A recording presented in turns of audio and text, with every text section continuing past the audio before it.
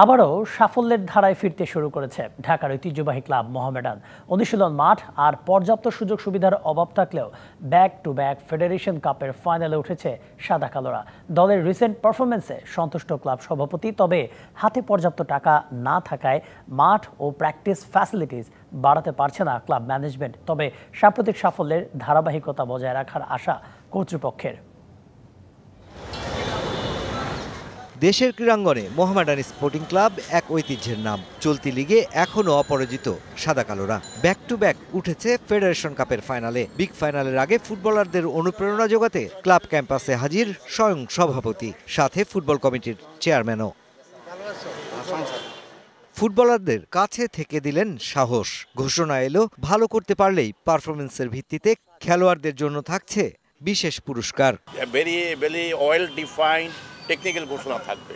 Casino কাণ্ডের পর ডুবতে বসা ক্লাবটি এখন স্বাধীনতা কাপের রানার্স আপ আর ফেডারেশন কাপের ডিফেন্ডিং চ্যাম্পিয়ন।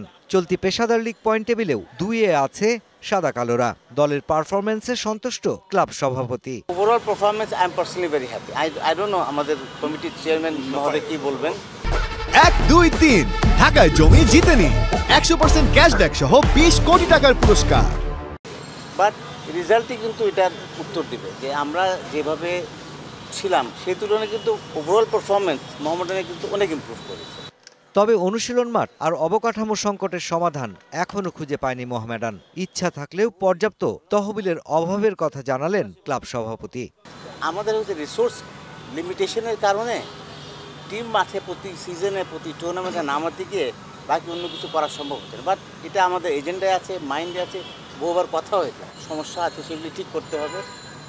ঠিক করতে পারলে উইল হ্যাভ এ ফিল্ড।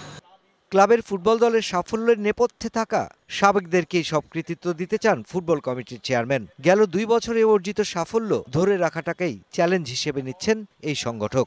আমরা 3টা ফরম্যাটেই কিন্তু আমরা চ্যাম্পিয়ন অথবা রানার্স আপ হিসাবেই এই সিজনটা শেষ করছি। অবভিয়াসলি ক্লাব যাতে এই রেজাল্ট বা এই স্ট্যান্ডার্ড যাতে অব্যাহত থাকে সেটার জন্য সর্বাত্মক চেষ্টা করব। আগামী মৌসুমের জন্য কয়েকদিনের মধ্যেই চূড়ান্ত করা হবে সাদা কালোদের নতুন দল।